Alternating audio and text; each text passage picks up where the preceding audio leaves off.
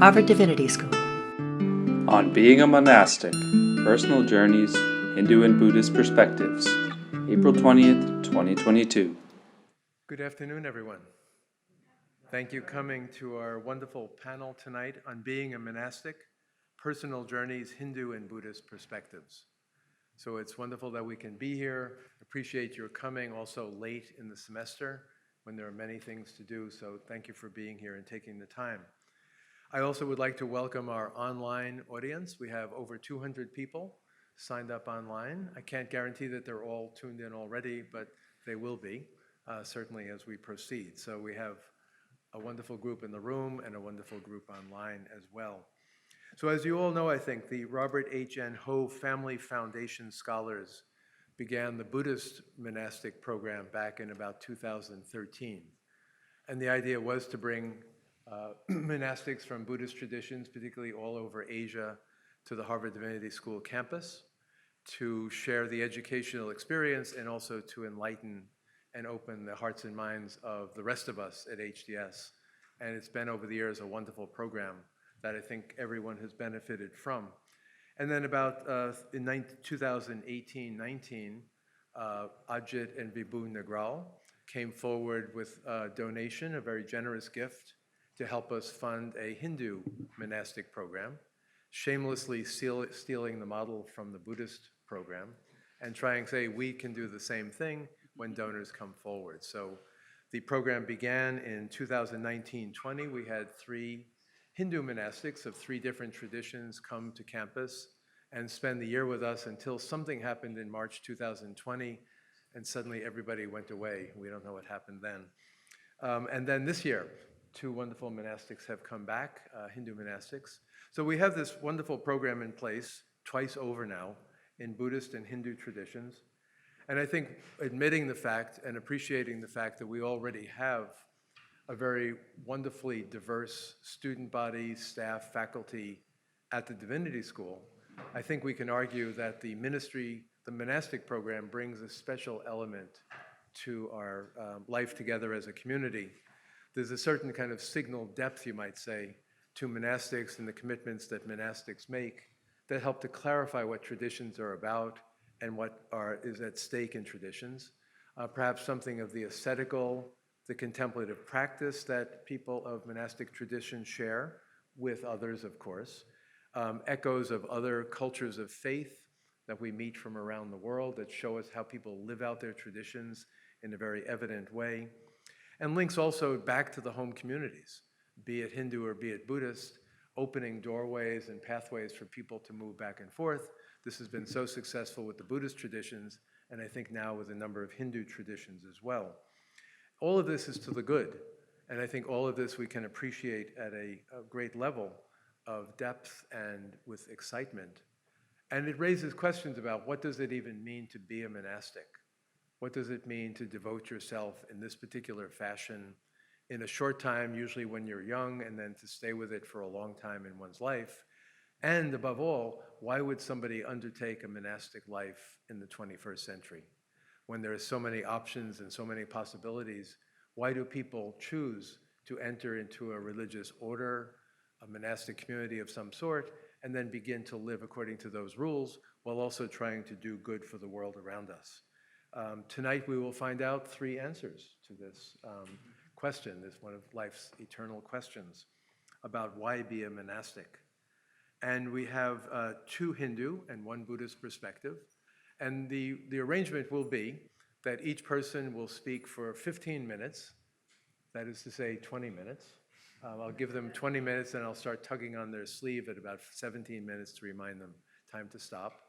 But we'll have 3 presentations. I'll introduce each speaker in turn when their turn comes to come to the podium. And then after we've heard all 3 of the speakers, we'll open it for discussion and conversation, finishing, let's say by 6:45 at the latest, maybe 6:30 even, see how things go. So I think we have a fine time ahead of us and a lot to look forward to. I apologize to our viewers on screen that we're not able to take questions from the online audience tonight. It was too complicated technically.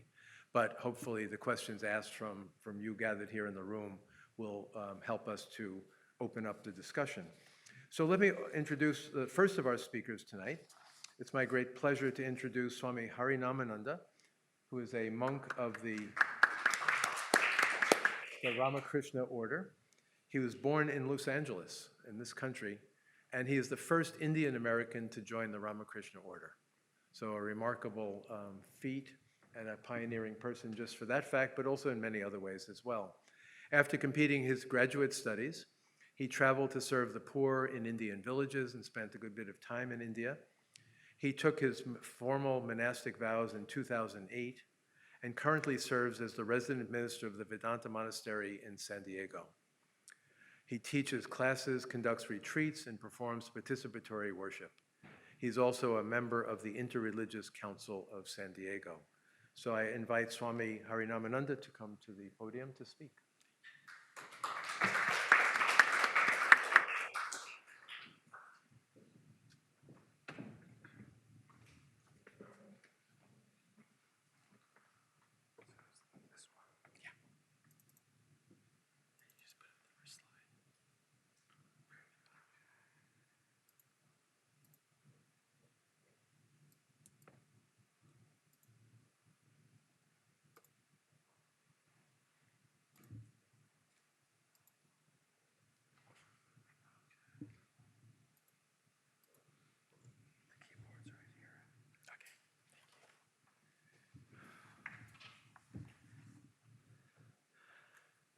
Good afternoon, everyone. Thank you, Dr. Clooney, for that beautiful introduction. And welcome, everyone, to this experience, the monastic experience. I thought basically what I'd like to do is start off by introducing the monastic order I belong to, and then tell you how I came into spiritual life and the training that I had undergone, and eventually what still inspires me to be here. So, and I've got to do this within a short amount of time. So, I belong to the Ramakrishna order. It's a monastic order headquartered in India and has about 265 centers all over the world. It was inspired by Sri Ramakrishna, who I'll talk a little bit about later, and founded by Swami Vivekananda, his foremost disciple, who actually was the first person to bring Hinduism into America in 1893, the Parliament of Religions. And he actually spoke here in Harvard in 1896. The ideal of the Ramakrishna the ideal of our order is twofold. It's Atmanamokshartham Jagadhitaya Cha, which is for one's own salvation and for the welfare of the world. This is especially true when you see centers like India. You'll notice that centers have libraries, temples, and shrines for one's own spiritual practice. They also are associated with hospitals and medical services, humanitarian relief centers for doing service. Now, to understand why I came to monastic life, I think we have to put into the framework of why I came to spiritual life. As Dr. Clooney was saying, I was born in LA, and at the time I was growing up, I was the only Indian American to be in my community and schools. So I always tried to fit in wherever I went, whether it was celebrating Cinco de Mayo, or attending Christmas Mass, or playing basketball with my friends from various cultures. But I was really caught between two cultures: the Eastern traditions I was growing up at home, and the Western values that surrounded my environment. And it wasn't as a teenager until I read a book by Alex Haley, he wrote a book called Roots, and he's an African-American author in search for his roots that ultimately led him to Africa. And in one of the passages of the books, it says that every man must ultimately confront the question, who am I? And seek to answer it honestly. So I thought by finding my cultural roots, I would discover who I am. And this is one of the fundamental questions in Hinduism that I was unconsciously trying to answer. Who am I? So this took me to India as a teenager, and I went to uncover my identity through my culture. So I got one of these passes in India, and I traveled to the north, to the south, to the east, and the west, and I discovered that India is as diverse as Europe. Each state is like a different country with a different language, different food habits, and different culture. So I asked myself, what does it mean to be Indian? I finally ended up at my grandparents' place, where my uncle told me, you are Bengali.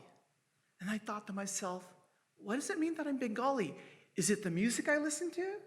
Because I love Bruce Springsteen. Is it the food I eat? Well, I was a teenager, I loved McDonald's. So what is it that makes me Bengali? And I remember my uncle looked at me with this puzzling look, and he said, you know what? I changed my mind. You're an ABCD. And for those that are not Indian, the term means American born confused Desi. And Desi means Indian. And I had to admit, I was confused. And that confusion was what kept me seeking. So I ended up going to college, where I started seeking for my identity in religion. And at that time, I was a sophomore, and I was in a suite where I had 3 other roommates. One was a Protestant Christian, one was a Palestinian Muslim, and the other was a Japanese Buddhist.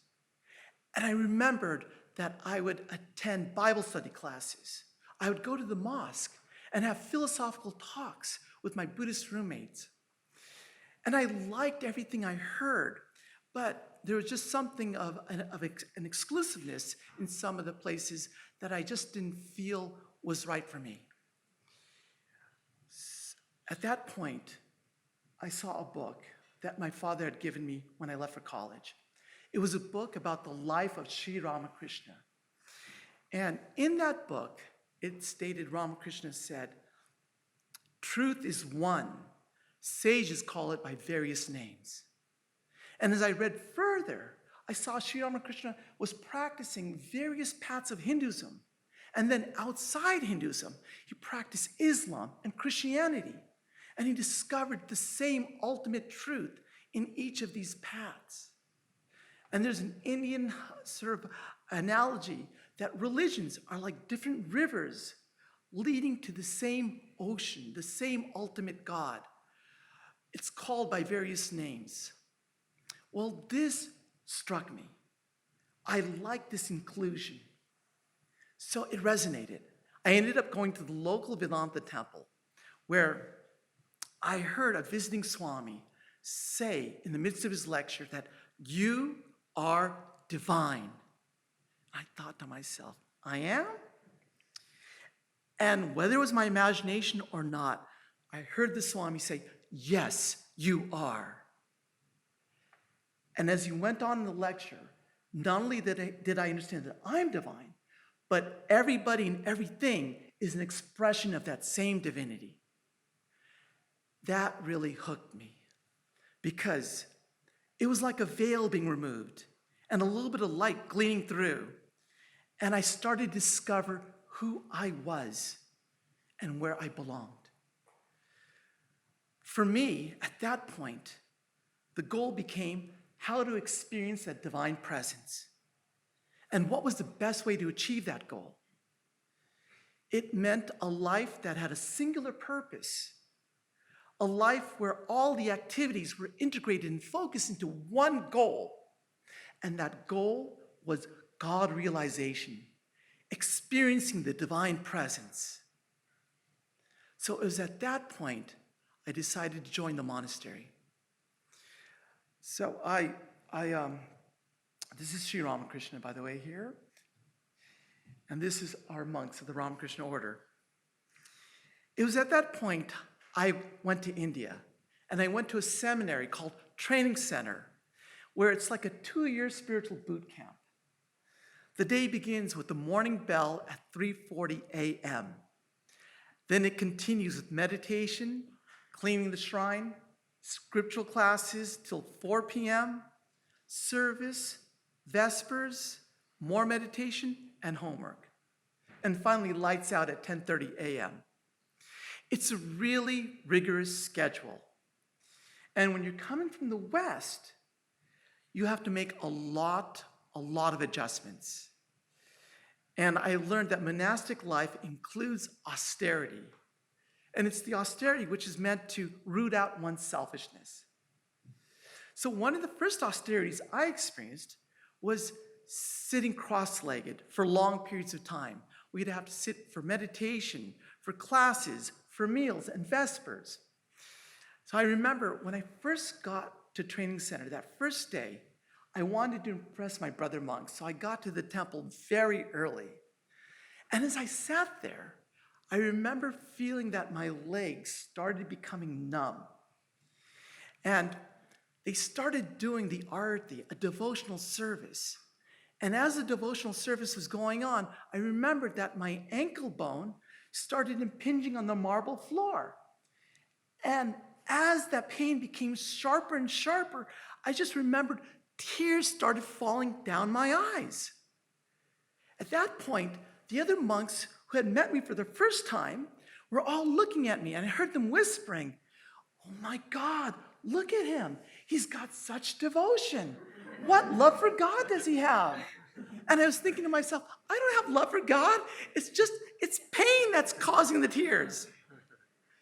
I remember that probably that image had stuck with them for some time, because a few years later, when I got my name, Harinamananda, Harinamananda means one who gets bliss by saying the name of God. And I think they read it as one who gets bliss crying in the name of God. So I found the seminary also as an equalizer, where all monks come from different traditions, professions. We had monks who were accountants, lawyers, doctors, engineers, to monks who were simple villagers. And we were all expected to do the same chores: cutting vegetables, cleaning the toilets, working inside the shrine, or serving food in large metal buckets to our brother monks. And I don't know if you've ever had this experience, but we had to serve these huge buckets to our brother monks who had rows of about 20 or 30 people at a time. And they'd be seated on the floor with these large metal plates. And what happens when you serve dal, which was my serving duty? It's like a liquid yellow soup. When you pour it into the metal plate, what do you think happens? It splatters. And after I was done serving all the monks, I came to see that they started calling my row tie-dye row, because all the monks started having colorful, what we call, these are robes or dhotis. And I remember at that time, I was feeling really bad for what I had done. So one of the fellow monks came over to me and he said, "You know what? I like a little bit of splash on my dhoti." And then he pulled me aside, he said, "The way you serve dal is you serve it over the rice. And when you serve it with awareness." Another thing he added, when you see the monks, act as if they are living gods. And then think to yourself, how would you serve the divine?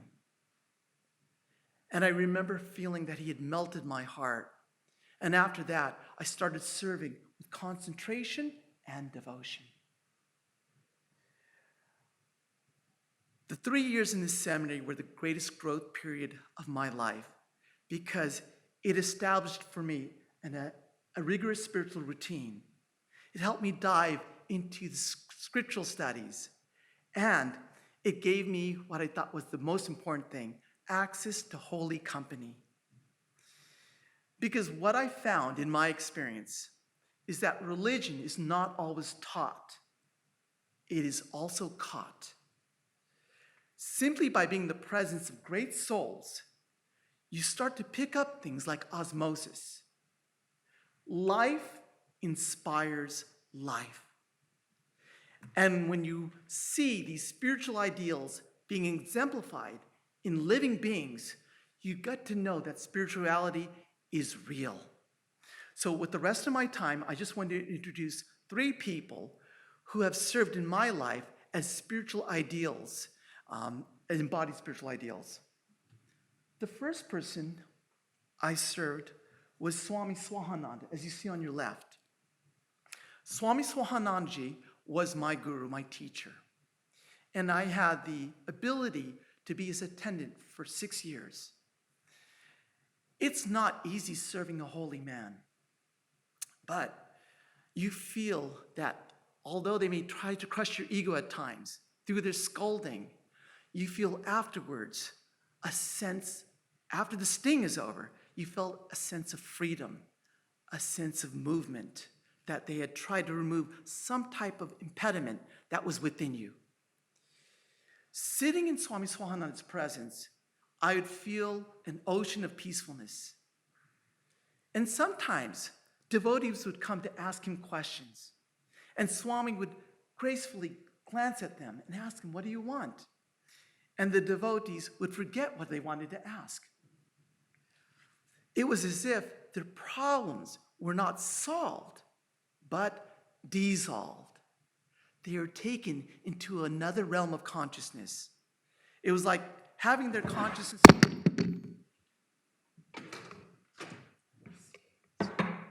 We're testing your contemplative spirit. It was like tying their consciousness to an anchor, and that sank to depths of peace and expansiveness and left you in a blissful silence. The second person that I want to show is Swami Shraddhananda. Swami Swaminarayan exemplified the ideal of God is within. Swami Shraddhananda exemplified the ideal that God is everywhere. He experienced the divine in aspects of creation as the divine presence everywhere. I remember I'd walk with him in the gardens, and he'd be talking to the animals, to the plants, as if they were divine living beings. One time, I was visiting him with a senior Swami, and he came into the breakfast room, and he told us about his meditative experience. He said he sat down meditating, and as he was doing his mantra, his japa, reciting it, all of a sudden, the pillow started vibrating with mantra. The wall started vibrating with mantra. The bed started vibrating with mantra. And as he was experiencing this, he felt the urge to go to the bathroom. So what did he do? He went to the pillow and said, "Mr. Pillow, excuse this body. It has to go to the bathroom. You keep saying japa. It will be back." He went to the wall. "Mr. Wall, you keep saying japam. Excuse this body. It has to go to the bathroom." He said that to the various objects in the room. And then after coming back from the bathroom, he sat back on his bed, and to his delight, he said everything was resonating like an orchestra, in tune, living, conscious, and vibrating. That was Swami Shraddhananda. And the last person I'd like to talk about here is Swami Lokeshwarananda on the very far left. To me, he exemplified the idea. Fix it so we can see his face. Yeah. Oh.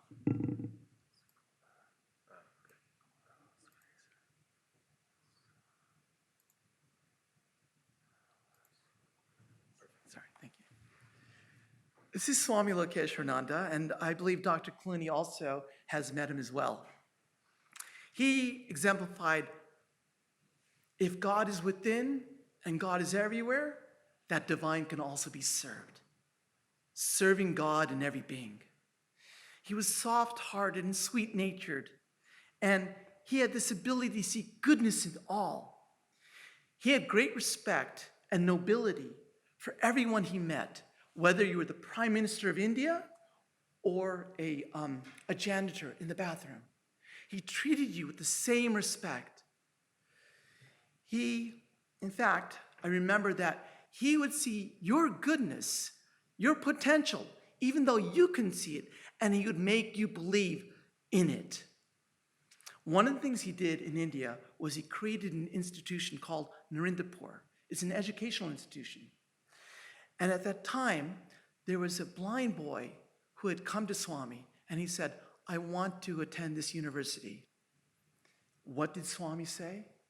He looked at him and said, "We have a problem, and we need to find a solution." And what did he do?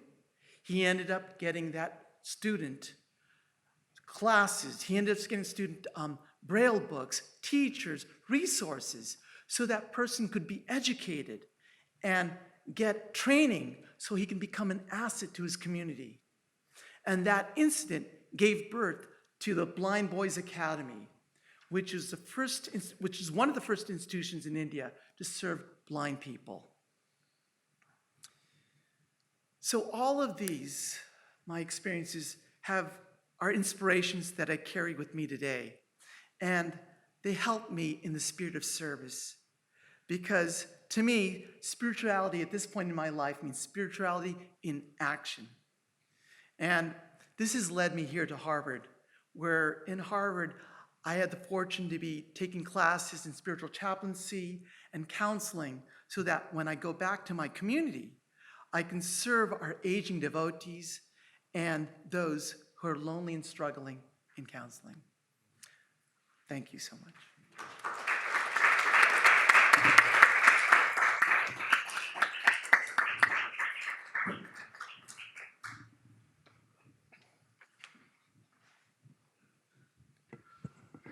Thank you, Swami, for your beautiful presentation.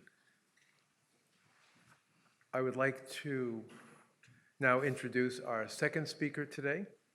The Venerable Vineetha Mahayaye received his novice ordination in 2003 at a Buddhist temple that belonged to the forest meditation tradition of Sri Lanka. In his 11-year novice monastic training program, he practiced recitation and meditation and also studied in-depth languages such as Pali, Sanskrit, and Sinhala. After his BA in Pali and Buddhist studies, in 2014, he received his higher ordination at the Asgiri Mahavihara in Sri Lanka. After his graduation, he taught for a while at a monastic school for about 3 years. In 2018, he followed Buddhist Ministry Initiative here at Harvard Divinity School. In 2020, he received a master's degree in Buddhist studies from the University of Hong Kong. And now, back here at HDS, he is looking forward to graduating with an MDiv from HDS next month. So let us welcome Vinita for our second.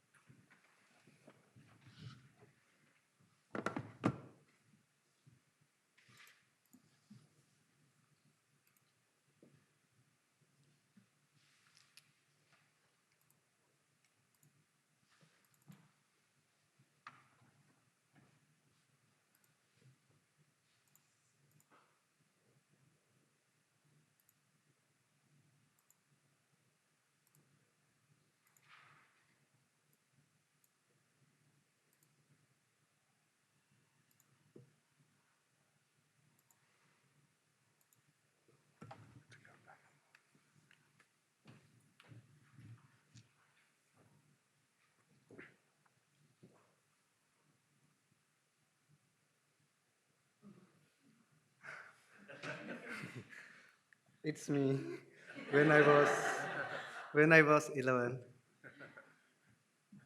Thank you, Professor Clooney, and you all who set up this opportunity for us. And thank you all for coming to listen to our experiences.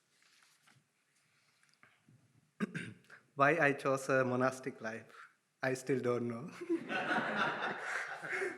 I don't have a clear answer for that. I'm from a Buddhist family. I grew up going to the Buddhist temple and participating in Buddhist rituals. When I was 6, I had this desire that I wanted to wear Buddhist robes, that I wanted to conduct Buddhist rituals. So I loved spending time with Buddhist monks. From that time, I was telling my parents that I wanted to become a Buddhist monk. They didn't listen to me. My parents were strongly against that idea. So they did not, when I was 9, I stopped going to schools. And I told them, if you did not allow me to become a Buddhist monk, I would never go to school. And finally, my grandparents and one of my aunts convinced my parents that they should allow me to become a Buddhist monk. Then they agreed, but they told me if I become a Buddhist monk, I should not disrobe. I agreed. I think there is a reason why this desire to become a Buddhist monk came into my mind at such a young stage. Maybe I had been a Buddhist monk in my previous life. Maybe I had some strong connections with Buddhist monks in my previous life. However, I am now so glad that I could make that decision to become a Buddhist monk even not understanding the message of the Buddha. So one day, we visited this beautiful forest meditation monastery in Nittambua, which is in the western part of Sri Lanka. And I loved the monastery. Since the monastery was very clean, calm, quiet, I decided to stay. You know, I can give a tip for those who are thinking of becoming a monastic in the future. If the temple is very clean, that means you will have lots of cleaning to do in the temple after your ordination. Just expect that. This monastery is especially for monks who meditate. Even though I studied, it was mostly related to the practice. I had to spend about 1 year of probationary period learning temple duties, studying before my ordination, before my novice ordination. In 2003, I received my ordination in that temple. It did not matter that I was a little one. I had to follow all these rules, such as waking up at 4 a.m., cleaning the temple garden, cleaning the alms hall, cleaning my own robes. Waking up at 4 a.m. was okay with me, but every day having to drink this herbal porridge at 4 a.m. was very difficult. I remember when I was so little, I had a black line underneath my robe that was full of dirt. I was so little, I could not clean it. And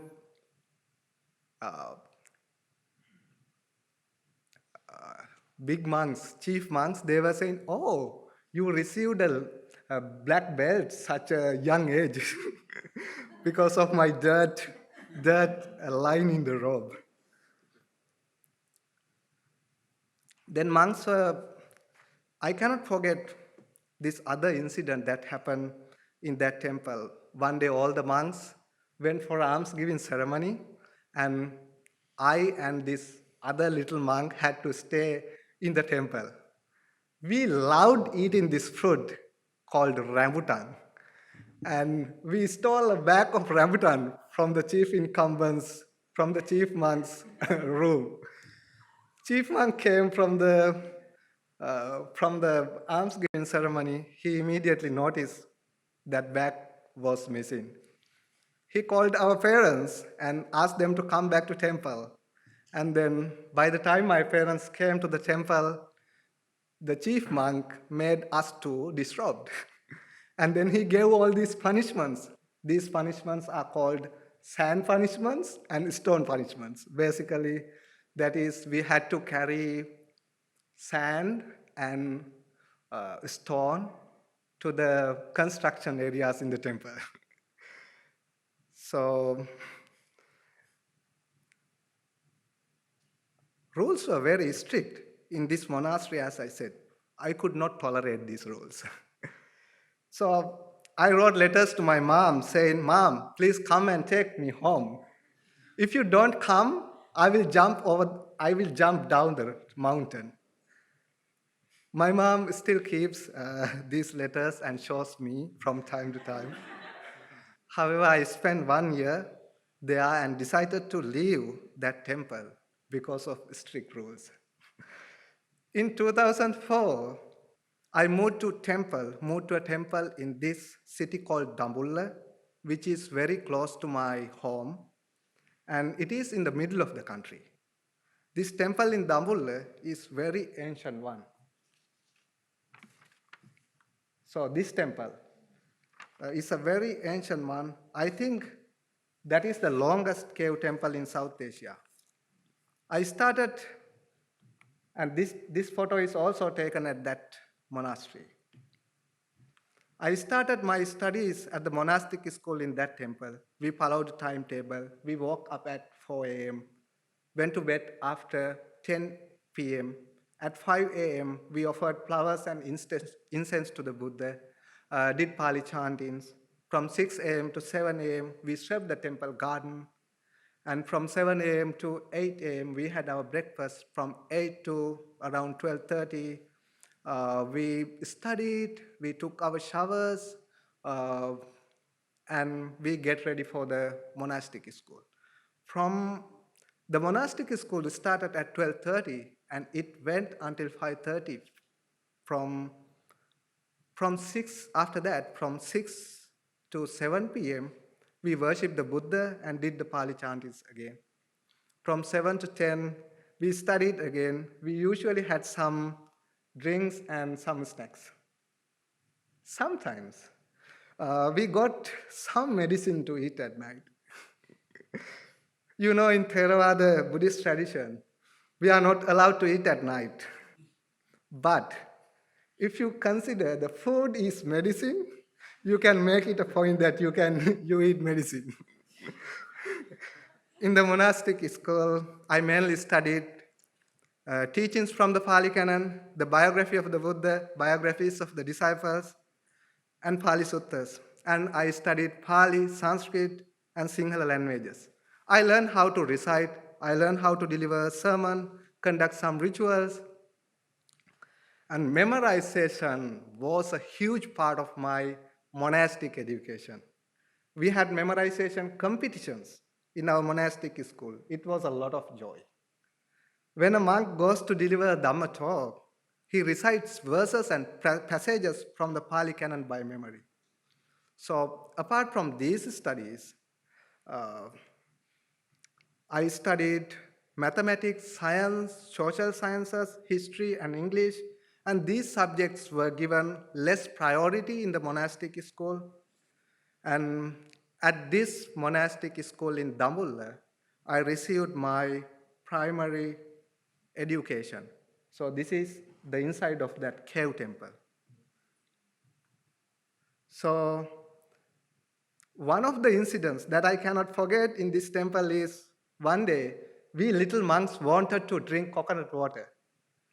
We went to the end of the temple garden, and one climbed up the coconut tree and picked up some coconuts. When he was up on the tree, the chief monk came.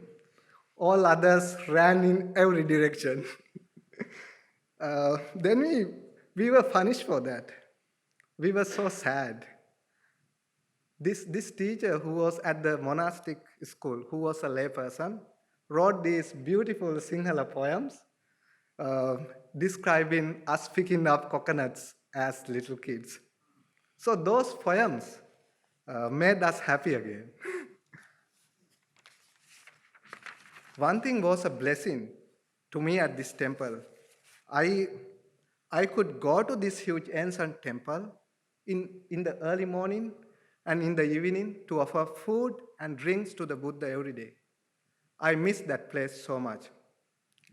So for my higher monastic education, I moved to another monastic school in Naula, which is also in the middle of the country. In this monastic school, I did higher examinations in monastic education, mostly in Pali, Sanskrit, and in Sinhala languages. For Pali language, we studied some portions from Digha Nikaya, Vinaya Pitaka, some portions from Sutta Nipata, and also we studied Pali chronicles such as Hattavanagalla Viharavansa, Mahavansa, and Ashoka edicts. And like for Sinhala literature, for Sinhala language, like we studied very ancient classical Sinhala, like Sigiri poems, Butsarana, Amavatura. Maybe you don't know these names, I'm sorry. So, Dampiyatu Agatapada, and many other Sinhala literature. You know, if there is something I really like to study in this earth, on this earth, that is Sinhala literature. It is very beautiful. For Sanskrit language, we studied some portions of Kadambari, Dasakumara Charita, Raghuvansa, Buddha Charita, Lalita Vistara, and many other texts. For these higher examinations, we learn to write essays in Pali, Sinhala, essays. We learn to write essays and write to compose poems in Pali, Sinhala, Sanskrit languages. We studied meters, prosodies in these three languages. For that, we studied texts such as Kavya Darsha, Siavaslakara, Subodha Alankara. These texts give, give guidelines for writing poems in Pali, Sinhala, and Sanskrit. Studying Kavya Darsha and Siavaslakara was so much fun. So, this is the pagoda of the temple that I stay now when I go to Sri Lanka. This is also a very ancient temple, and this is a very ancient pagoda. So since I received my higher ordination in 2014, under this monastic school in Naula, I call this monastic school my home temple. So I will tell you a little bit of my tradition. So my tradition is called Siam Nikaya. In Sri Lanka, we have mainly 3 Buddhist traditions. My tradition is called Siam Nikaya. This tradition is brought to Sri Lanka from Siam, which is now Thailand. So by around 17th and 18th century, there were no higher ordained monks in Sri Lanka. Then this monk called Valivitiye Asarana Sarana Saranankara Sangaraja Thera established higher ordination in Sri Lanka with the support of Sri Lankan king and with the support of monks from Thailand. In the Siam Nikaya, we have 2 main chapters. One chapter is called Malvat Vihara, the other one is called Asgiri Vihara. The main centers of both chapters are established in this ancient city called Kandy, which is also in the middle of the country. Professor Clooney is giving me signs. You have 5 minutes. I received my higher ordination from Asgiri Vihara chapter in Siam tradition. On the higher ordination day, this is also part of my temple, and this is Asarana Sarana Valivita Saranankara Sangaraja. This is Sri Lankan king. And so this is my higher ordination ceremony. So I'm gonna talk about that. On the higher ordination day, the most venerable monks were asking me to recite some passages and verses from the book called Chatubanavara Pali or Dhammapada by memory in front of all these monks, my devotees, my relatives. So if one monk cannot recite by memory, the most venerable monks would say, "Monk, what were you doing in your monastery during these fast days? Were you eating and sleeping? Didn't you have some time to study and practice?" So fortunately, I did not want to answer such questions. So within this Asgiri Vihara chapter, my own temple is famous for few things. One thing is scribing Pali suttas on palm leaves, on these leaves. I could not learn that skill, but we still have a chief monk who continues writing on the palm leaves. My temple is also famous for reciting Pali suttas, reciting Sinhala Jataka stories. Jataka stories are the birth stories of the Buddha, you know. We hold particular rituals for these recitations. We recite Pali suttas overnight. We take turns to recite. Usually, there is a chief monk reciting on one side, and there is a young monk reciting on the other side in the Parit stage. So if the young monk misrecites some words or incorrectly pronounces them, the senior monk does not say a word. Instead, he recites the mistaken section again so that all the other monks and devotees can hear the proper one. And in that way, people know someone made a mistake in the recitation. This is so embarrassing. So we try not to make mistakes in the recitation. We also hold 7-day Sinhala Jataka stories recitation ceremonies. This tradition of reciting Sinhala Jataka stories has been increasingly reduced nowadays. There are very few monks who know how to conduct this ceremony.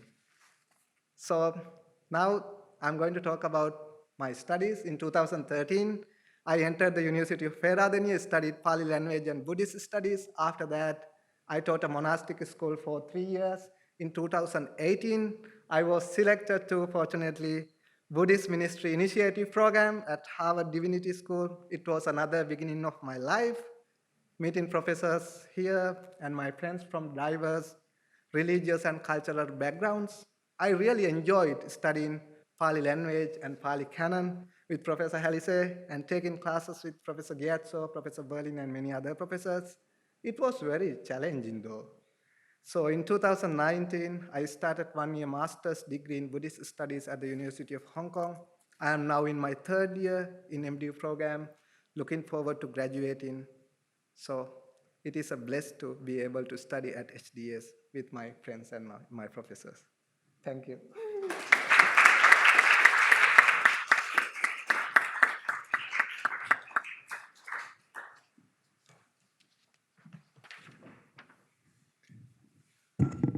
Thank you so much for a beautiful and interesting presentation. So we've had 2 in a row that are both the high ideals of monastic life and also little tips about how to survive in a monastery.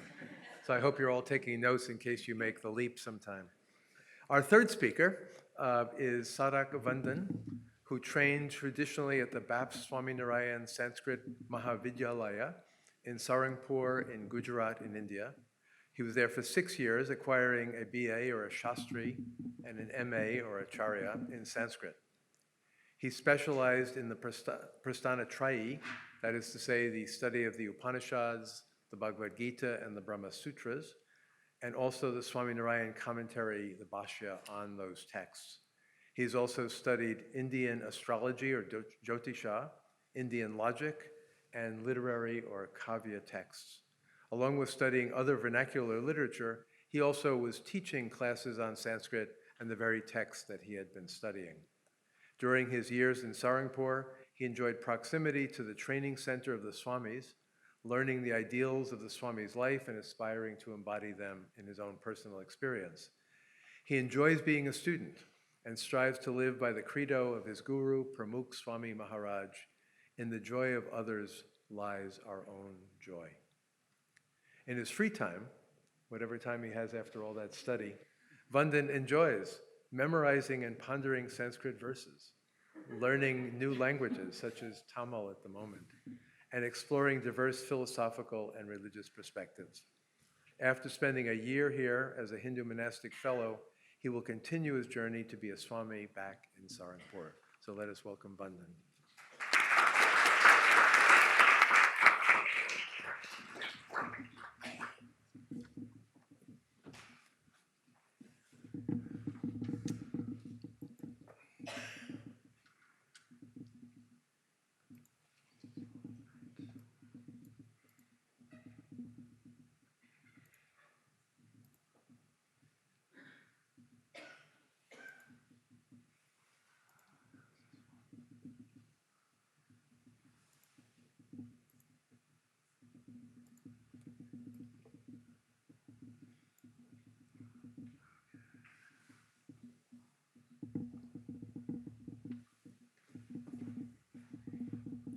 Swaminarayan साक्षात् अक्षर पुरुषोत्तमः सर्वेभ्यः परमां शान्तिम् आनन्दं सुखमर्पयेत्.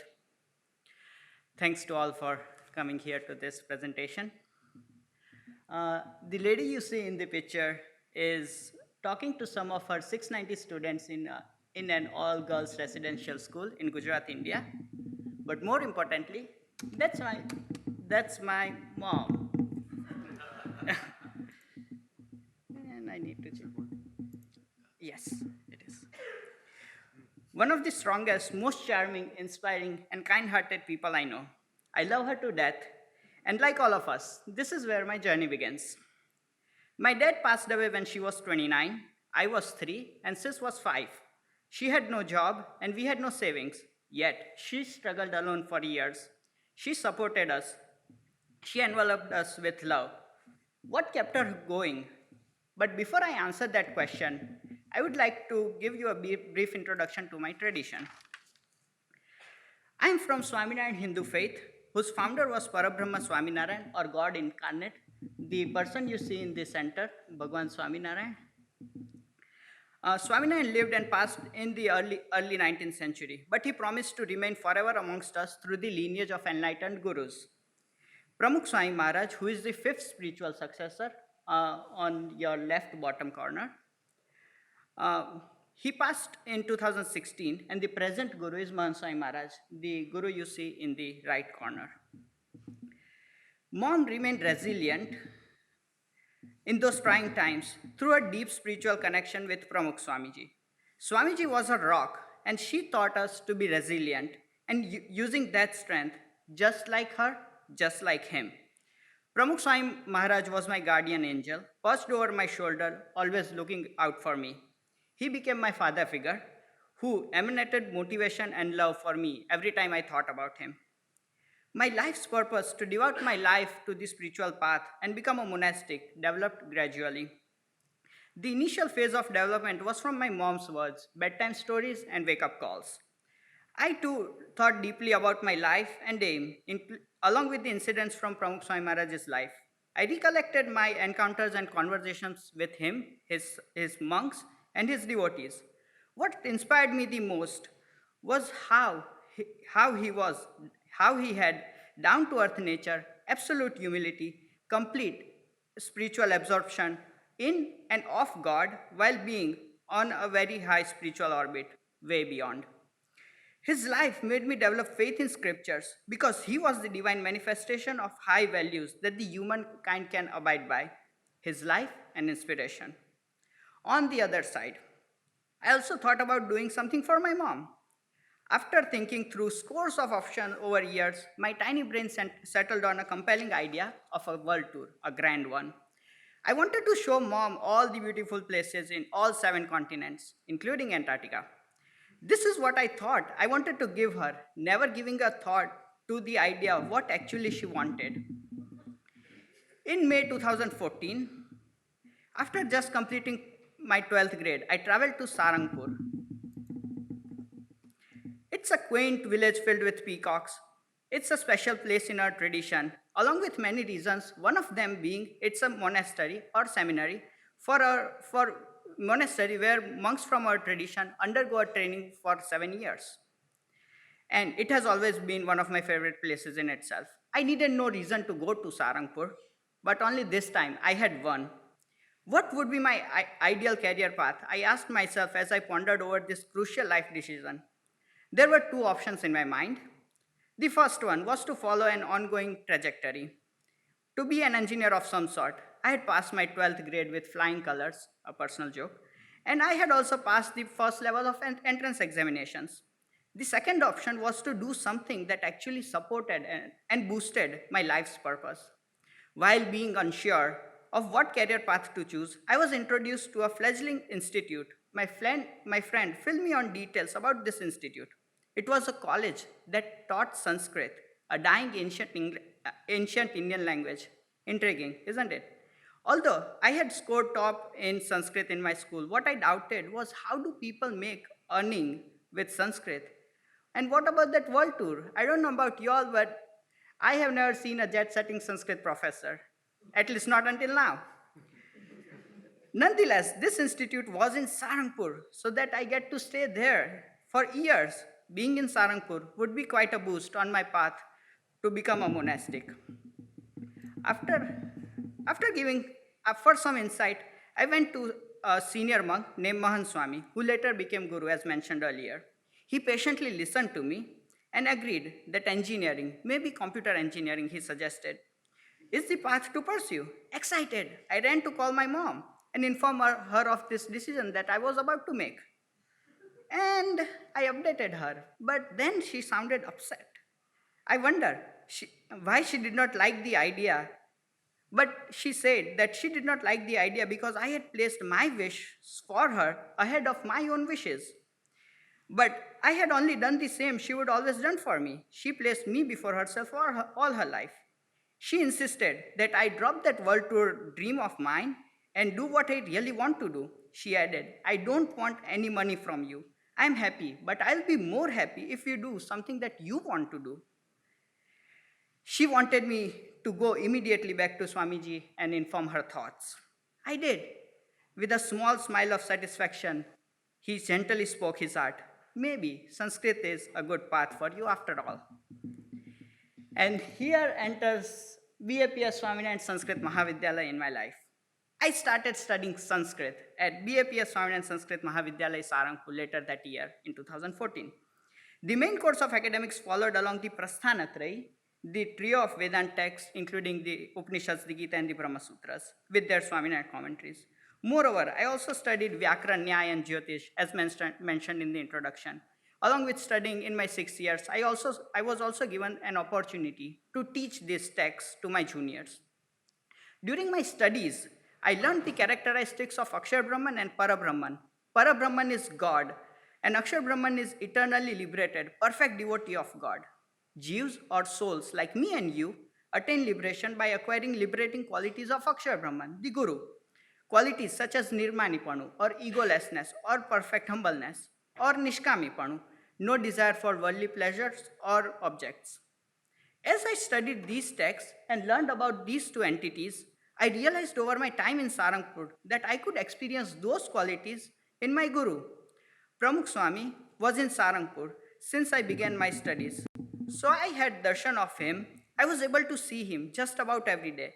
And it was clear to me that by immersing myself in how he has lived his life, I could grow spiritually. As the Mundak Upanishad states, Tad Vignanartham Sagurumeva Vigachat Samit Panihi Shrotriyam Brahma Nistham. To acquire liberatory knowledge or Brahma Vidya, one must approach the Guru, who has perfect experiential knowledge of scriptures, who is Akshar Brahman, and who is absolutely absorbed in Parabrahman.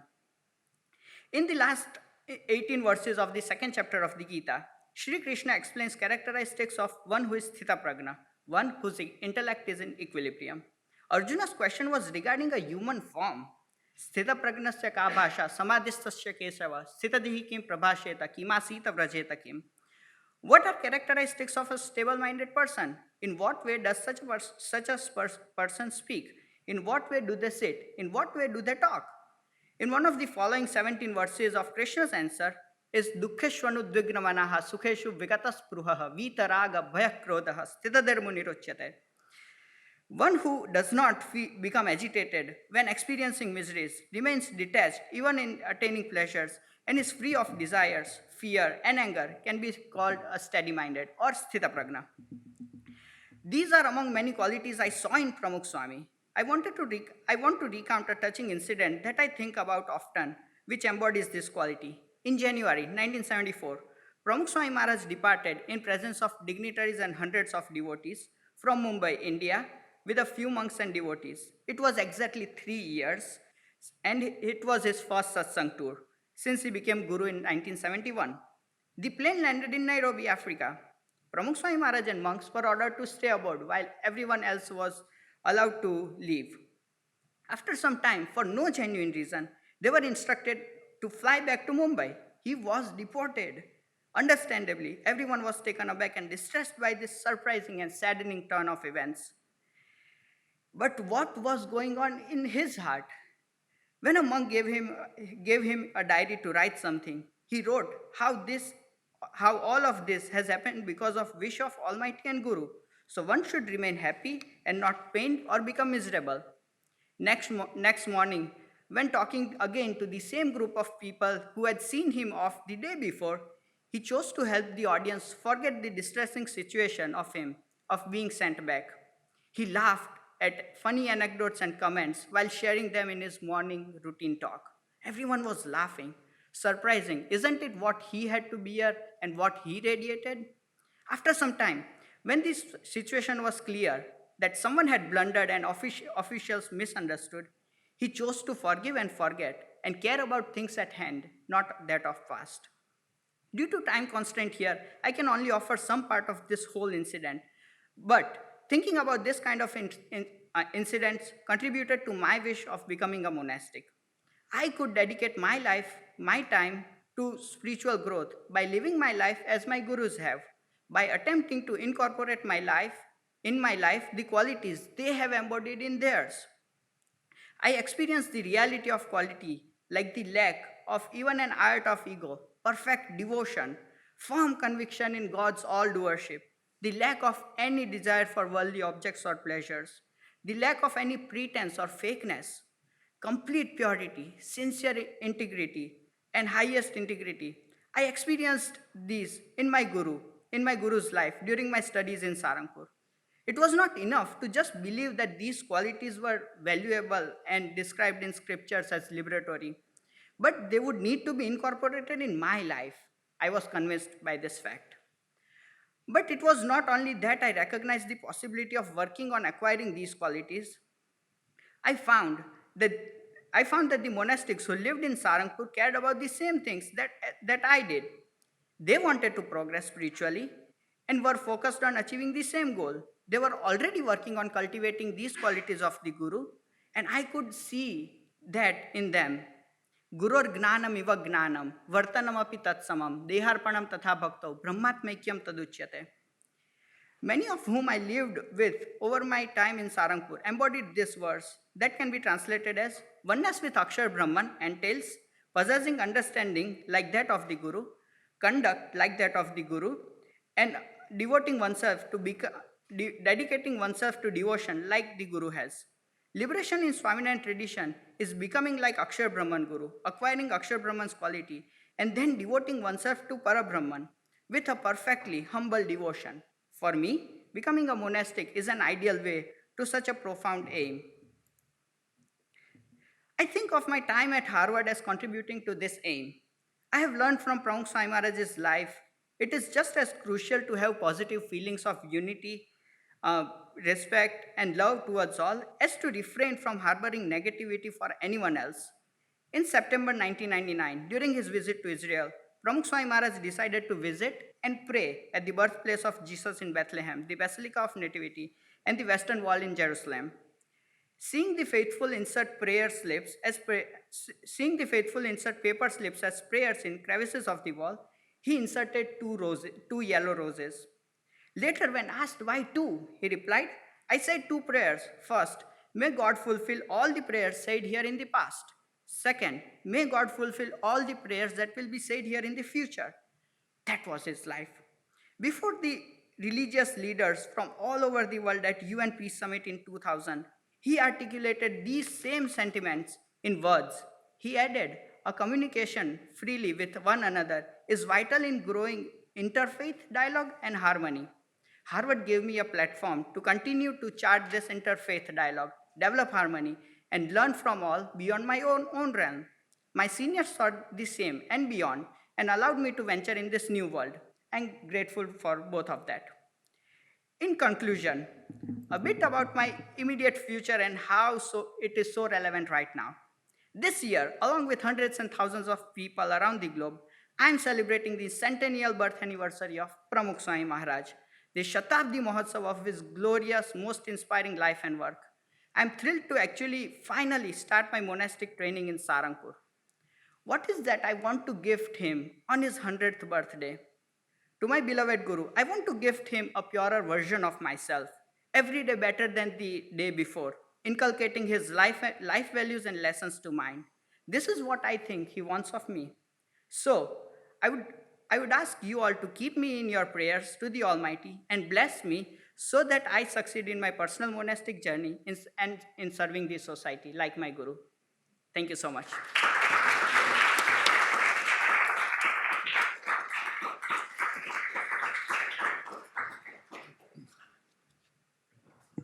And thank you, Vandan, for a beautiful presentation. So we've had 3 beautiful presentations, all very monastically, religiously keeping within their time limit. So we have like 15 minutes or more even for some questions or comments. Anybody in the room? And I think it was figured out the best thing would be if you don't mind coming forward to the microphone and speaking at the mic so it can be heard properly. Yes, please, but go to the mic. And then we'll all just sit down and answer from here. Thank you very much.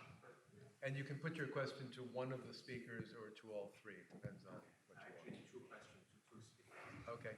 Sure. So thank you. I guess you can hear me. Okay. So thank you very much for this very life-transforming talk. I really learned a lot from you. I think sometimes I think MDiv is almost like a monastic life, but I should treat it as serious as you do. So one question to Swami. So I guess we can ponder this question together. You said you start everything with a quest for identity. So could you define who you are today? And another question to my friend, Vineetha. So you said you still do not know why you are one of the monastic. What would happen if you are not? So let's imagine yourself if you are not a monk, who you are. Yeah, that would be my question.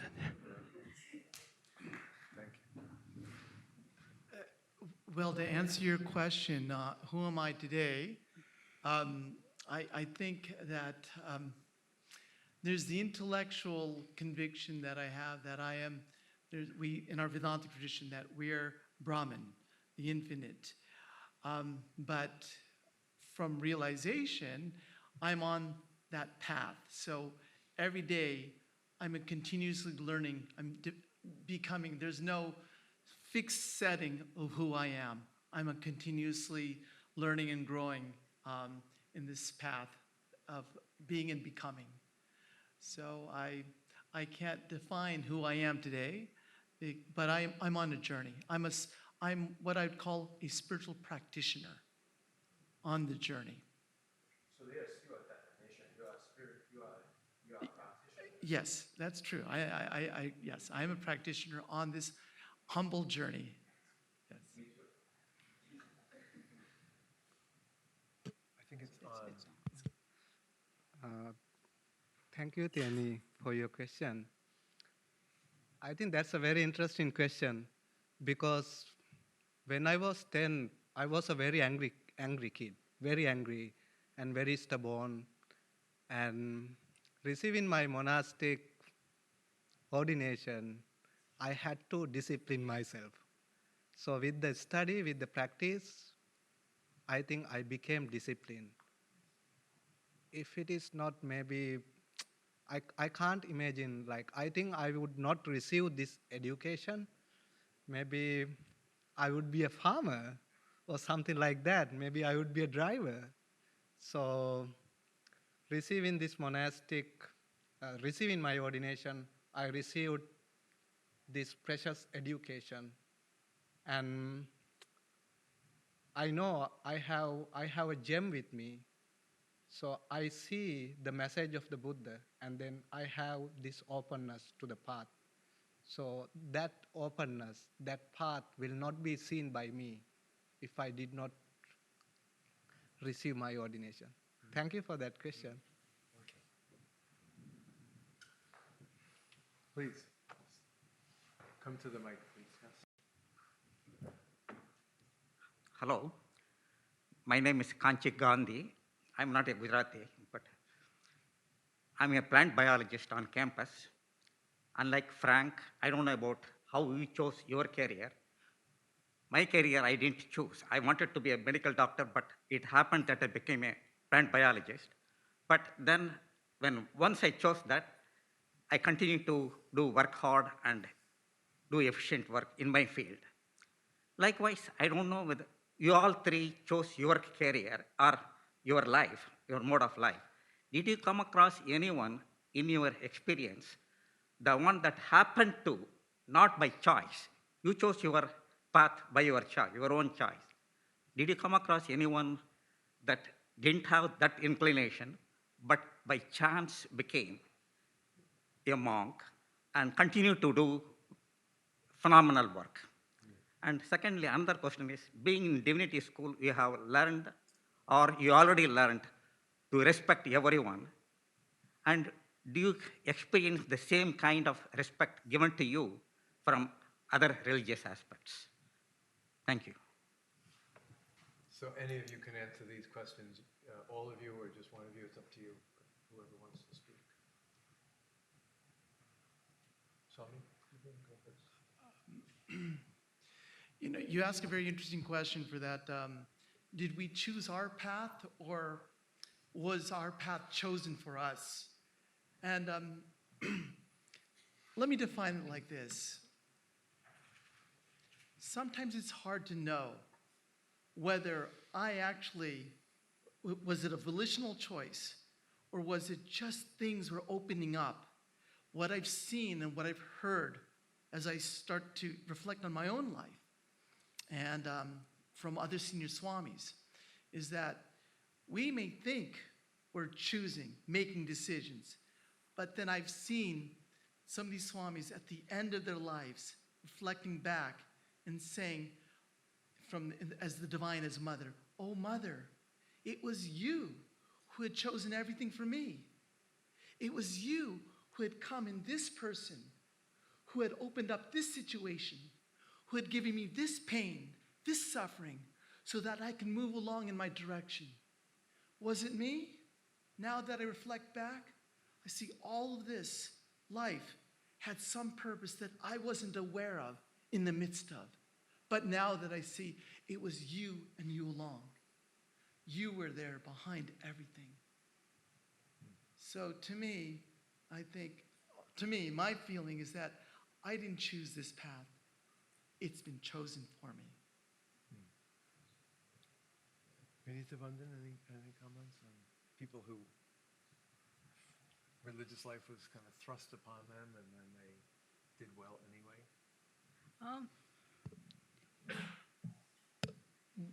The immediate example I can think of is my guru, Swami Maharaj, the current guru of the tradition.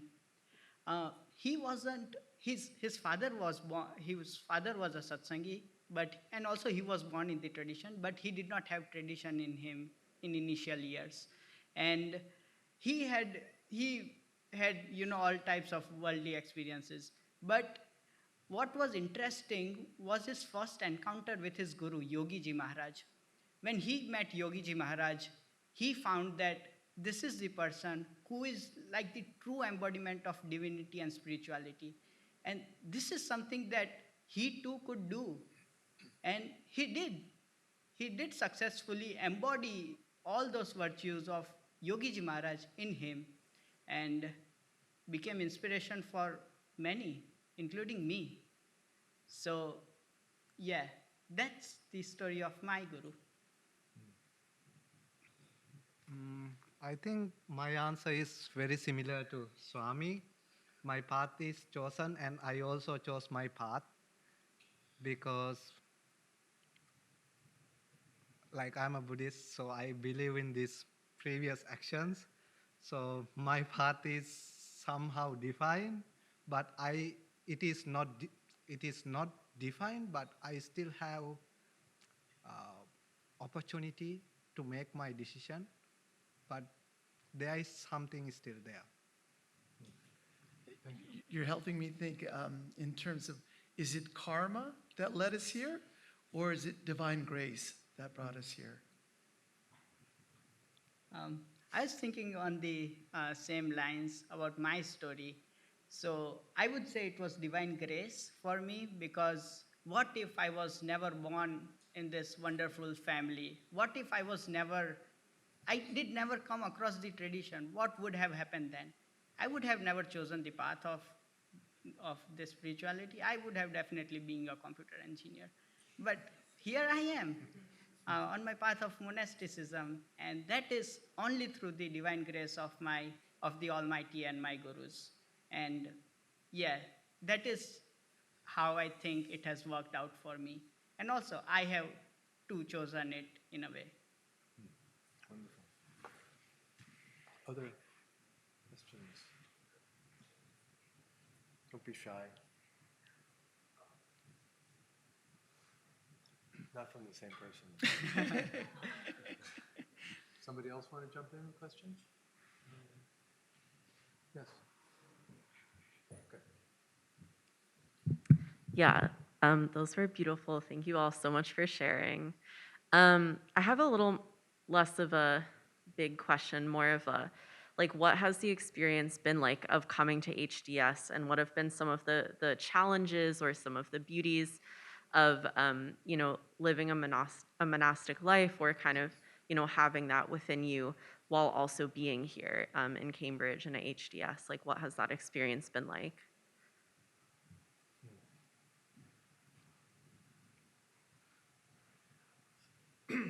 At HDS, so I think for me, there's been a few challenges. One is that the classes, that it is difficult. The classes are all great and they're so immersive. One class itself is enough for me. It's like entering into another world. And when I get into that world, I want to remain and I want to contemplate on that world. The challenge is going from that class to the next class and entering a completely different paradigm into a different series of methodologies and teachings. That's been challenging, sort of going between 4 to 5 classes and going on and off. So the challenge has been for me, how do I integrate all of these things into a life so it becomes some meaningful for me, not just in the head, but how do I integrate it into my heart as a part of my lifestyle, a part of my being? That's one of the challenges. If you want me to, I can mention a funny second challenge is that in the anthropology department, we have restrooms there that are what we call mixed gender. So anybody can go in, men, women, stalls, everything. The first time I went in, I have to be honest, when I saw somebody there, and I got nervous and I ran out. So I find that a little bit of a challenge. And every time I tell, I can do it, but sometimes I chicken out. But I'm working on it. I think for me, it was very, very challenging when I came here first, because it was the first time out of my country. Like, Sri Lanka is a Buddhist country. I receive all this respect. Even I receive food, I receive everything. Coming to here, I don't receive food. I don't receive that respect. I had to cook for myself. And also, I have to come to school. And writing papers were very challenging. And even to make friends at HDS, like, I was very alone in my first year. I was with Thien, my friend, Vietnamese monk, and I didn't have many friends those days, because it was the first time that I came out of my country in this background, in this monastic background. But I think now I'm good. You have many friends. I hope they feed you also. For me, it was an interesting journey. I did not have to worry about food. The temple I go to, I get my weekly quota of food and I stuff my fridge. But the interesting part was this was my first international flight when I came here in August 2021, and the Western education system. And being away from my monastery and the great people I had back in India, we do connect with video calls and all, but like physically being away. So these are the challenges, but that's so-so. But more importantly, what I enjoyed at Harvard Divinity School, is first, having some of the most wonderful times of my life, traveling to places, meeting new people, and having all sorts of experience. Second, having friends like you.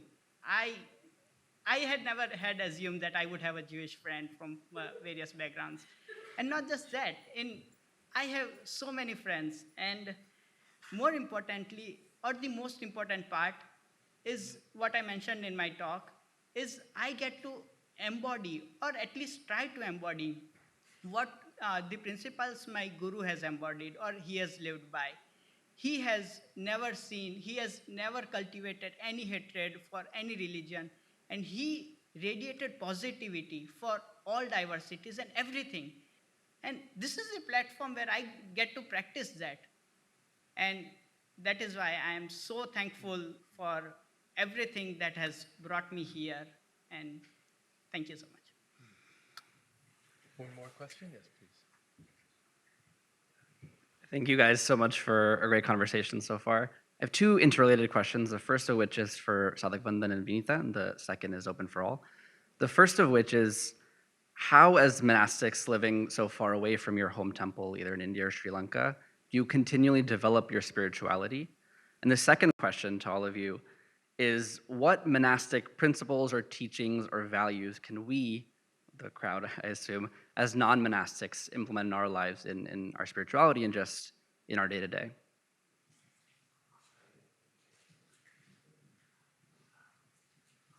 So, yeah, being away from my monastic community was very challenging, because in my monastery, I have this shrine room. I can go there, recite, meditate, and I have a lot of time to do the practice. But here, I don't have that much time. I don't have that space. Like, I have all these studies to do. So it was emotionally very difficult not being in a Buddhist community, not being with Buddhist monks. And for me, I have a very strong connection with my mom. Like, I feel I want to be close to my mom. I am a monastic, but I shouldn't have that that attachment. But and yeah, I think I forgot the question. But yeah. Thanks, Sheil, for that question. How has being away from my monastery has been for me? So, yeah, it was, it wasn't great being away from Sarangpur and the community I have there. I miss them, and we do talk on phone every now and then. But the interesting part here for me is that I get to practice something I've been practicing on for a long time personally. I get to practice the motto of my guru, Pramukh Swami Maharaj, in the joy of others lies our own.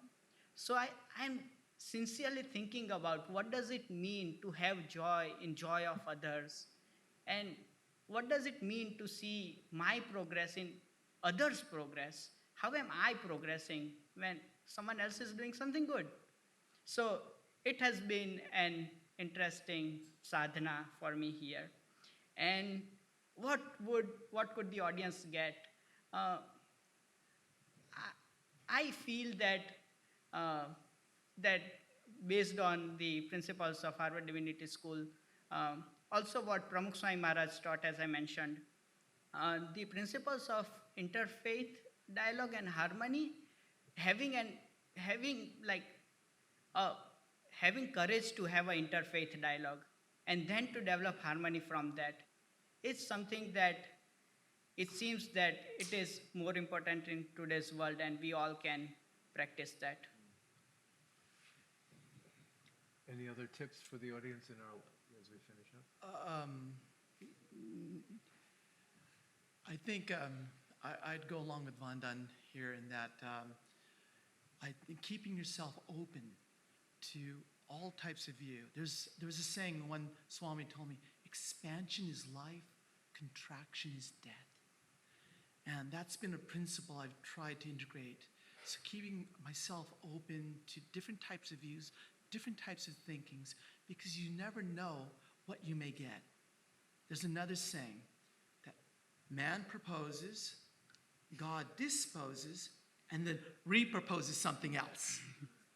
So you never know what may fall into your lap. And if things don't necessarily go your way, maybe there's something else that's trying to pull you in. So my tip is people usually define monastics rules. They like to talk about monastic rules. When people ask about rules from me, I usually say, okay, just try to become a monk for one day, and then you can talk about these rules. So that's my tip. Before you talk about, oh, this monk should be this way, that way, just try to be a monk for one day. It's a challenge for all of us. Before we finish, before our final sign of gratitude to our speakers, I'd like to invite Monica Sanford to come forward. Monica, you may know, is the Assistant Dean for Multi-Religious Ministry, and I think she would be an appropriate person to help us finish up tonight. Thank you, Professor Clooney. Thank you, Venerable Swami. Wonderful talks. I really appreciated them. Hello, everybody.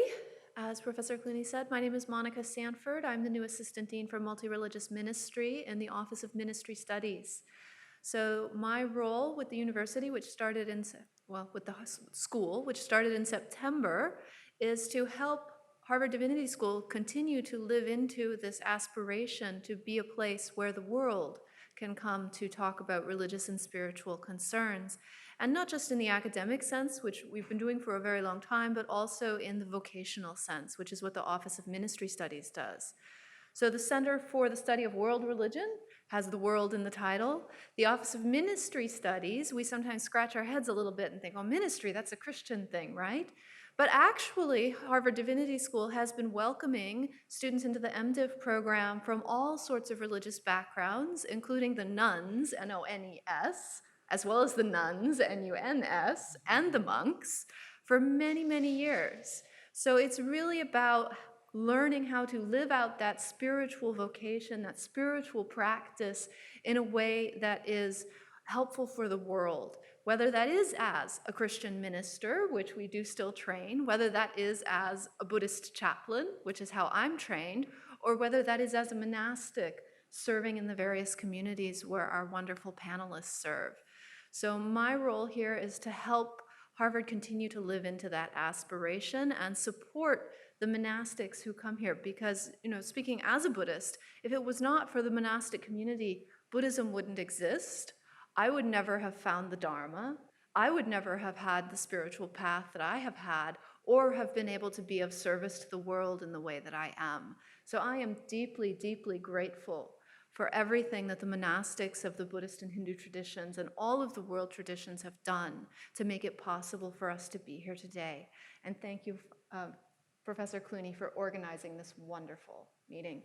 My office is in Divinity Hall 220. You can drop by, have a chat with me, send me an email. I would love to learn more about each and every person who's here at the school. 9 months is not enough time to do that. I'm still on a journey, so please come by and say hello.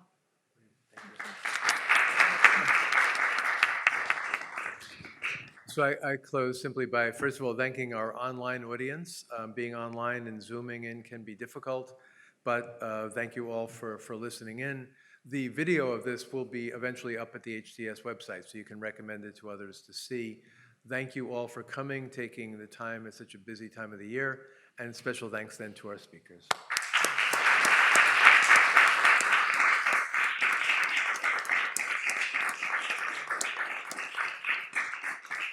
Thank you all. Sponsored by HTS Office of Academic Affairs, the Center for the Studies of World Religions, the Office of Development and External Relations, the Office of the Chaplain and Religious and Spiritual Life, and the Buddhist Ministry Initiative. Copyright 2022, the President and Fellows of Harvard College.